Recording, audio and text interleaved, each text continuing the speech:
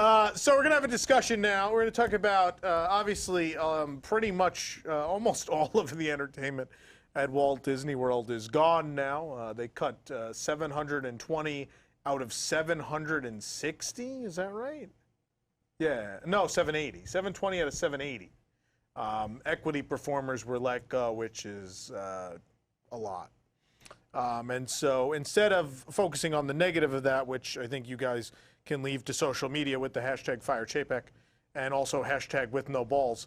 Oh, this is going to go well. Yeah, hashtag #FireChapek, hashtag with no balls. Hashtag America's ass. But that being said, we wanted to look at the positive of it and you know, the memories we have of entertainment and reiterate how important entertainment is to the parks in the hopes that eventually it will actually come back as it was. And all these people can get jobs back sometime in the next 6 months or so. So we want to talk about our favorite entertainment memories. So Nick and I are here, obviously. And then we have our illustrious panel. Who do we got? We got Wolf. What's up? There's Wolf. And we got Allison. Are we all wearing? Hello. What? Wait a Hi. second. How's it going? You too? What? Come The on. hat. The hat. Oh, I just got this. Do you like it? Yeah. Isn't it great? I love it. It's pink. It's very nice. As soon as I got the notification from the site that it was on sale, I went and bought it. Yeah. That's it. Yeah, me. I thought I saw you there. Yeah, Oh you my got to put goodness. notifications on. That's perfect. Notifications. I didn't even realize what it said. I just liked the colors. I thought they went well with the Oh, I shirt. went for the. I went for what No, it I says. went Oh, for the. I come went for the on. phrase. Oh, Yeah. each his own. It says love him. Come on. Is that phone ringing again? Got more phone calls? Anyway, you want to hit worst joke of the night again? You want to I think I just put it on I'll take it. So, favorite entertainment memories. Who would like to go? Allison, would you like to go first? Sure. I have a few. Are you going to Yeah, do no, like we'll just one go one, and we'll one? just keep going around. Yeah. Okay, sounds good. So let me think. There was one that was very, very nice when I think I was about, gosh, maybe like 13 or so. And it was when they still had the Hunchback of Notre Dame show at MGM Studios. So at that time, my mom went up to guest services and convinced a cast member to allow me to meet Quasimodo after the show was over, because he was one of my favorite characters. And at the time, she kind of like, I wore a back brace because I had scoliosis, so she kind of used that to be like, oh, you know, oh, my poor daughter, you know, and oh, Quasimodo's her favorite. Can we do something for her? So so they said yes, of course. So after the show, Quasimodo and Esmeralda came out, and we got pictures with them, and we got to talk to them a little bit. And my mom kept saying, "You're so good. You should be on Broadway. What's your name so we can look for you when we go back to New York?" And he goes, I'm Quasimodo. So, and she kept trying to get him to say what his name was. He said, I'm Quasimodo. And that was a very, very unique. And he went on to be in Hamilton. Quasimodo was in Hamilton, right? Yeah. Is that what? I thought I recognized him. He looked so familiar. So It's better than Lin-Manuel Miranda, though. Anyway, better voice for sure. Anyway. but yeah, it was a very unique opportunity, so that we were able to do that, and the cast members, they kind of pulled a couple of strings, and it was a very nice experience that we got to have. It was a good show. I love that show. I miss that show. Hunchback is one of my favorite movies, and I love the character of Quasimodo. Yeah. So it was really great. I loved that. Wolf? Cool. So I have one that really, really sticks out. So since I was little, I've been into clowning, juggling, puppets. You know, Jim Henson, Walt Disney, and a bunch of people, you know, were like my idols, were my thing, and I really wanted to be a puppeteer when I was younger, and I remember going to MGM or Hollywood Studios, not sure when this was, but I was able to talk to one of the puppeteers at Voyage of the Little Mermaid. Like they took their time, you know, after one of the shows, and even told me, you know, if you want to come back, I have a lunch break at this time. Like we can keep on talking about this and that. So they basically like were really helpful with just like informing me of what it's all about. And they also called over at the time, I think it was Playhouse Disney, that they had all the puppets there, and it was Bear in the Big Blue House at the time. Yeah. I remember that, and you know, the cast members there, very welcoming, knew that I was there because I wanted to be into puppets and this and that, so they put me on one side. I was able to talk to someone there as well. So that was just really, really cool, and it was something that it wasn't even, you know, the fact that I was there because of, you know, like the Disney magic or because they were a character or anything like that. They took the time to, you know, to really talk to me about the art that they do and they enjoy and they love as well as I do. So it was really cool. And I remember when I was in high school, I did end up coming and auditioning a couple times and stuff like that.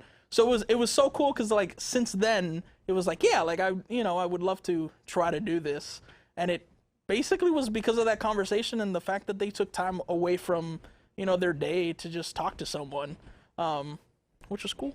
That's really cool. Yeah. Nick? Yeah, no, it's cool. Those are like really personal memories. I guess mine are just more like, you know, what I enjoyed in my times throughout the park. But I have fond memories of the castle stage shows. Those were always like my favorite forms of entertainment at the park. I was trying to find it before I came on because I didn't know the name of it. One of the earliest ones I have memories of going to the park and seeing and have pictures of it and everything.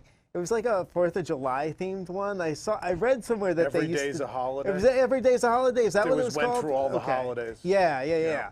So like that's one of the earliest ones I have memories of, and I just absolutely loved it. And that kind of stuck with me. I mean, castle stage shows were always something that I would stop for and see. I mean, I'd really, you know, miss that if that's gone. You know, that Yeah. was almost even Except more. for Friendship Fair. I don't like Friendship Fair. Yeah, it was okay. Yeah.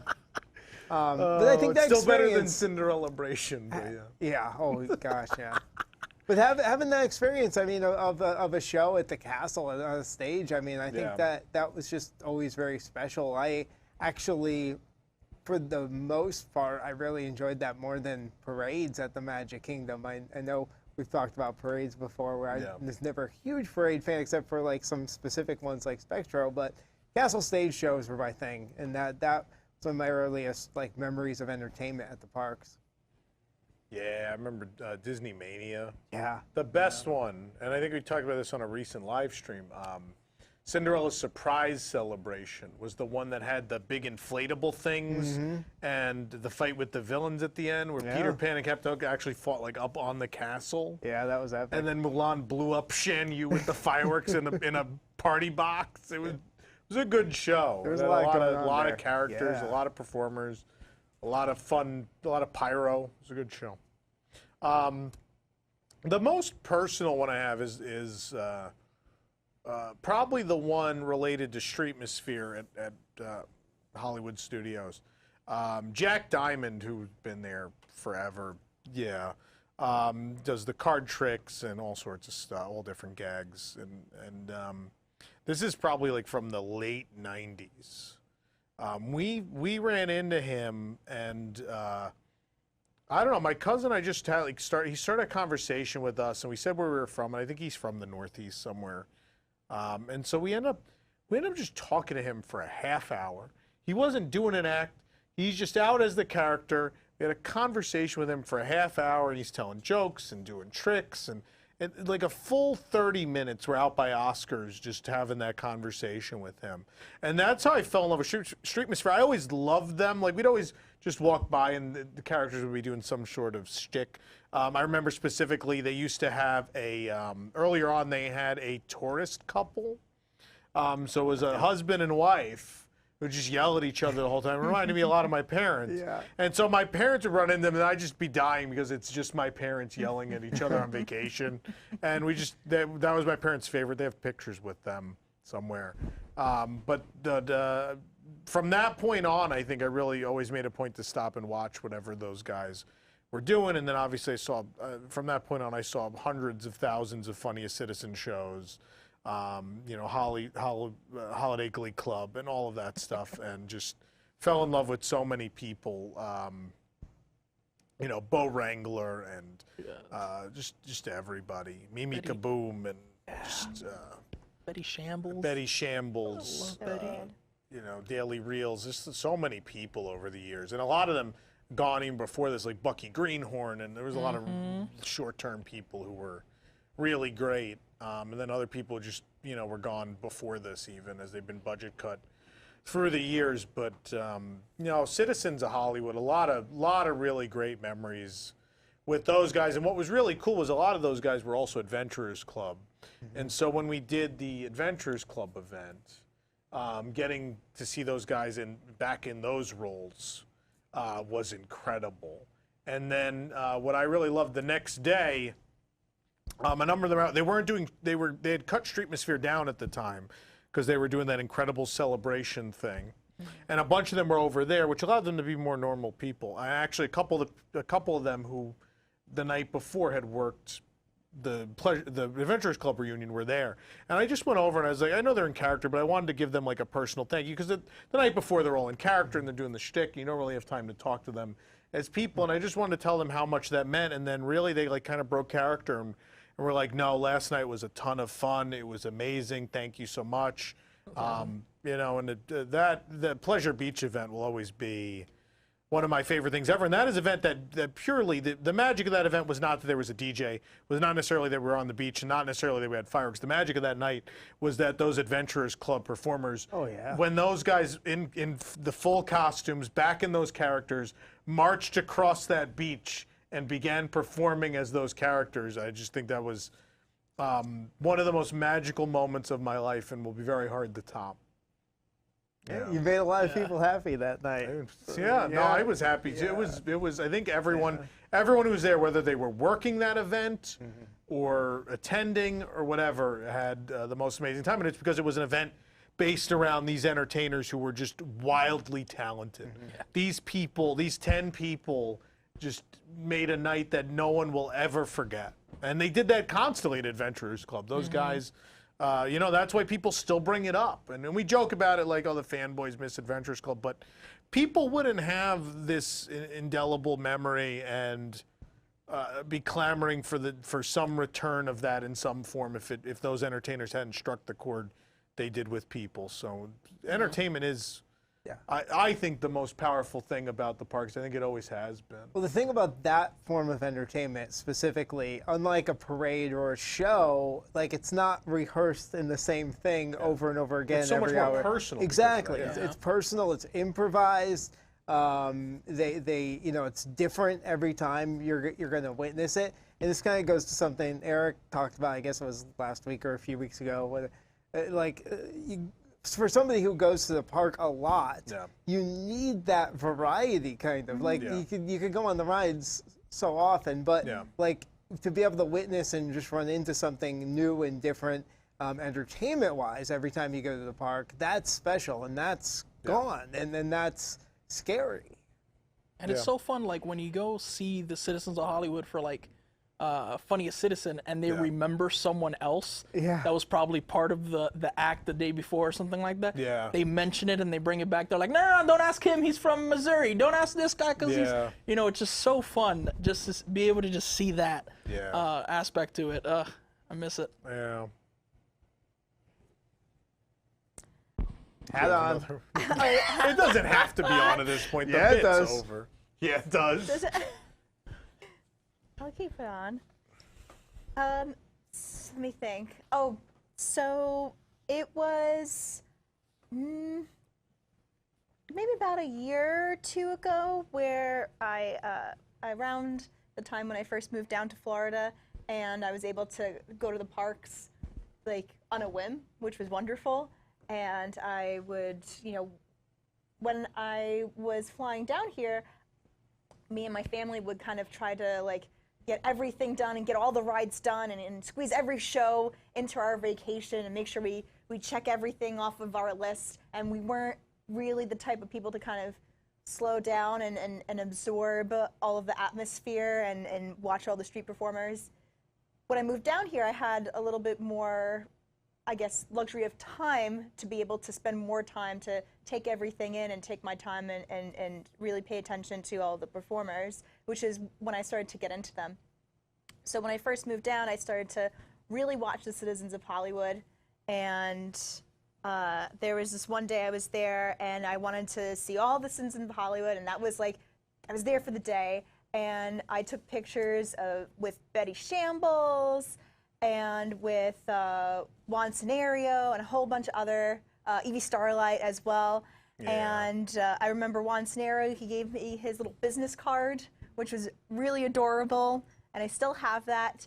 And when we did the Twice a Day live shows, we decided to, I decided to contact the friend of Juan Scenario, Rolando, and we got to interview him on an episode of Locked In with Eric Morton.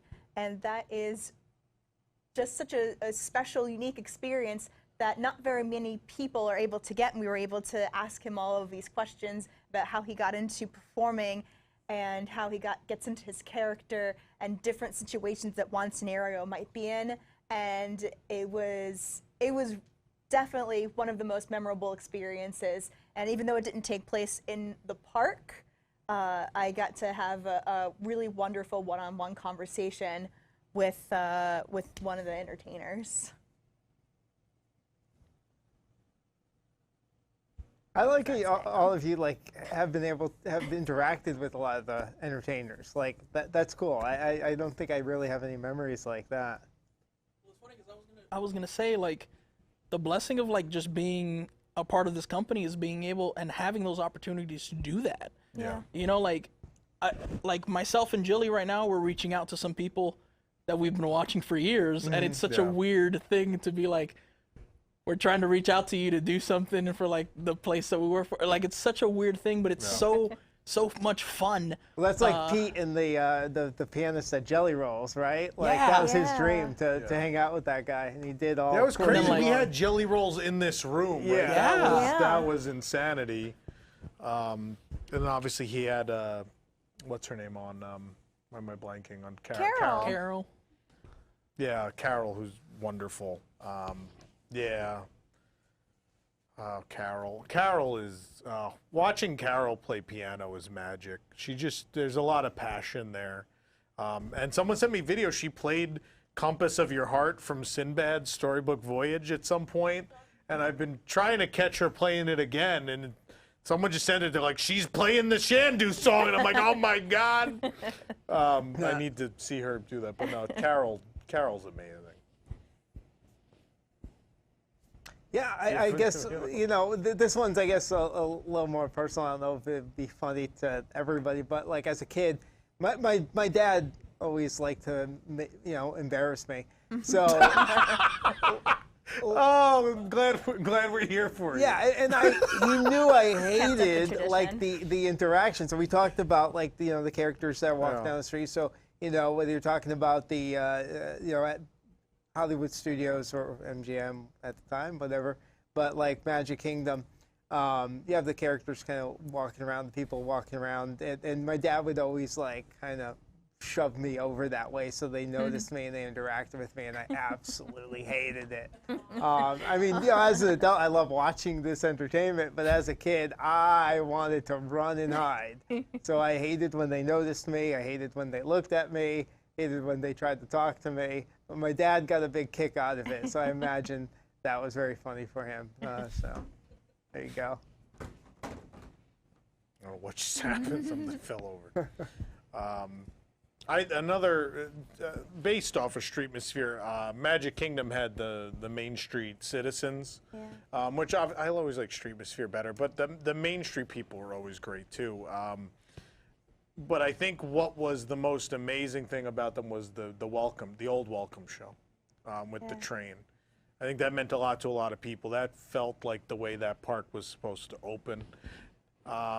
I miss that. I love that the fire chief or Scoop or the mayor or whoever would come out, and all these entertainers come off. They're all dancing and they're singing Casey Jr. and the train comes out full of characters, and that was actual Disney magic. That show. I understand why they moved to the castle, but now there's nothing. But when they moved the welcome to the castle, I was like, oh, it's fine.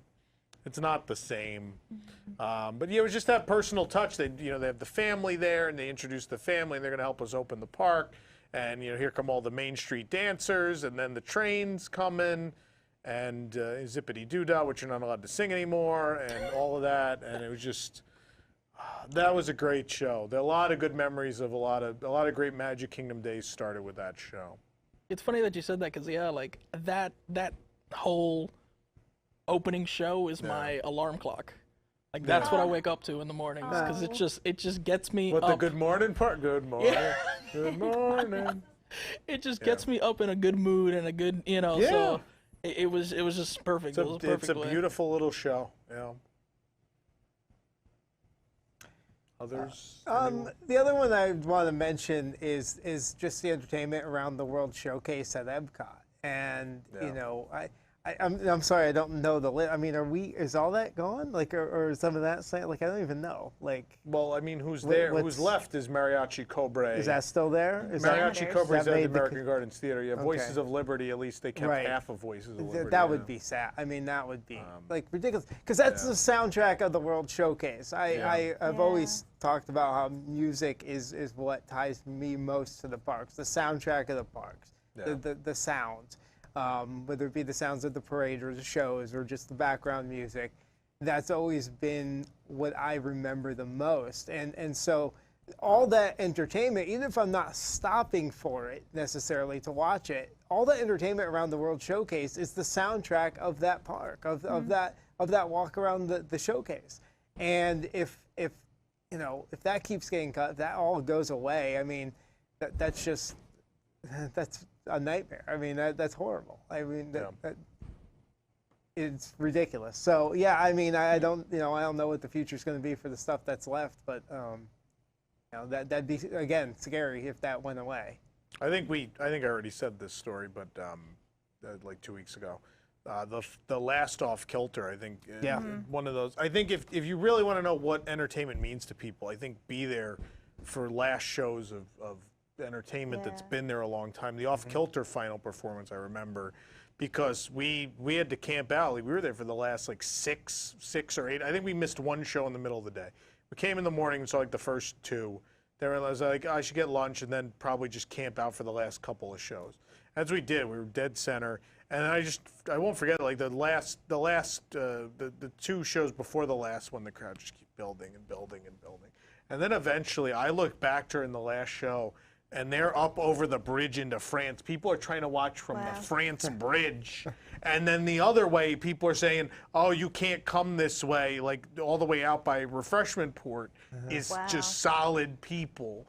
And it was crazy. And they let them do like 2 encores. And then finally the Disney management was like, no more. And then they got booed, the Disney management. And rightfully so, as they should. That was crazy. But I think of other last shows, even things I hated, like Lights, Motors, Action, a ton of people showed up who were really excited about that show and were sad that it was going away. The last Muppets wasn't even around that long, Great Moments in History, but that last show, that was a crazy crowd for that too.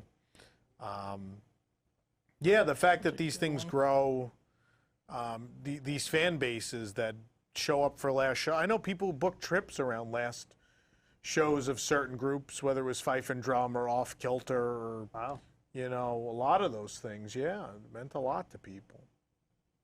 A lot of the memories that I have regarding the entertainers, I mean, like the ones I've already mentioned, and then some other ones that I can think of. I had some wonderful conversations.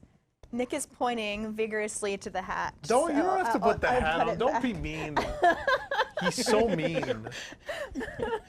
It She keeps, like did her hair all nice for the show, and you're So making her put a nice. hat on. it keeps falling because I have a clip. It's just I have to keep. You doing can one of take these the hat things. off. I own the company. You can take the hat off. Here, it can put it. It's He's there. meaningless. Well, I don't even remember. Okay, so we were talking about the different experiences. So there was one where I was chatting with the citizens of Main Street, and they saw that I had a shirt with one of the like little Illy symbols on it, and they were talking about somebody was like, oh, like my daughter wants to take sign language, and they were having a much more personal conversation. Which was wonderful, and there were some other personal conversations that I had with some other citizens of Hollywood and such, and all of the memories that are my favorite have this one thing in common, which is something that we've been talking about, is this very personalized experience that my fondest memories are not centered around me watching the shows. They're not centered around me being an observer. They're centered around me having a personal interaction with these people. And that's where my memories come from, is people making a personal impact. You have this emotional connection with them. And you know, taking that away, it's very, very different than taking away a show. Like I can watch that show. It's not going to be the same. I could technically watch some performances on YouTube, but I cannot have a conversation with them by watching home movies. And having that personal touch really can change your vacation. That's what you're talking about when you talk to your family, when you go back from your vacations. I am trying to look for. I was like, he's just on his phone. It's like, no, he's looking up something. What are you trying to look for? So I'm trying to look for when they announced everything that's happening with Epcot, because we're talking about entertainment. Yeah. There was this one concept art that looked like it was coming from like Alice in Wonderland, and it was a table and then like contortionists. There's like gymnasts on the table. Just that concept art Yeah. got me excited to what the possibilities could have been. the magic of point. possibility. Yeah, like Man, So they it's- got you hook, line, and sinker, man. it's crazy. It's crazy how even just like concept, Yeah. you know, kind of thing. That it's like it excited Yeah. me. Not the fact that it was like, oh, everything's Yeah. gonna be new, but it was like, oh, that's a new show. That's a new street, you know, mystery kind of thing. Epcot had a gymnast group? I did know. What was it, Crystallos? Crystallos? No, not No, China. yeah, I'm talking about in Future World specifically. Yeah. Crystallos or whatever they were. And they were all in silver. Yes. And they were pretty good. They were pretty good. But that's what I was looking for, because I was like, But also I was like, even that, even just the thought of it, you know, they threw it in there, and I was so pumped. Not with everything else they announced. I was so pumped with just that. I was Also, like, Kevin yes! Kevin being moved from Animal Kingdom. Oh gosh. Just taking him away. He'll just walk around. He's gonna go shopping in mouse gear. Learn about the world around you. Here's a big fig bird, everyone. You're gonna learn. Speaking of Animal Kingdom, the last one I want to bring up was one of my absolute favorites. The Jungle Book Alive with Magic. No, it was a seasonal one. Merry Menagerie. Oh goodness. Absolute best entertainment. What did we say last year? I think on this show we said that was the best thing that debuted at a Disney theme park anywhere in the world last year was Merry Menagerie. Yeah, Those in all puppeteers seriousness, yeah. and that whole offering. Yep. Yeah, absolutely. No, that's Yeah. fantastic. I am so sad that's not back this year. I'm very sad. Yeah. Yeah. Well, you that had was to special. love that. You're Mr. Puppeteer. Yeah. I had a friend that was in it. Yeah? So I just loved it. Everyone was so good. I just watched them. I love to just sit on the planter and watch them, and I especially loved. You could see they really loved when kids would watch, because the kids would believe that the animal was real, right? The kids lose sight of the performer. Yeah. And it was magic to watch, like especially the girl with the little fox would like chase the kids, and the kids would chase the fox back.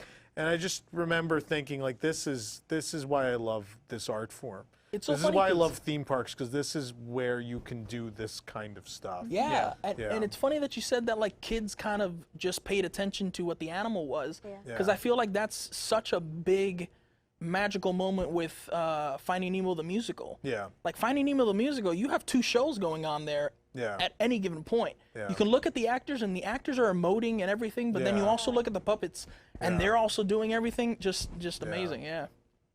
Yeah, no, I'm a big curmudgeon, but watching those, they're watching the puppets. I'm watching the performer, and you can just Yeah. see how much everyone who did that show last year cared. Like how much. Same as like Festival Lion King. I feel like every time I see Festival Lion King, those people are just every show 110%. Yeah. They never look like they're tired of doing that show.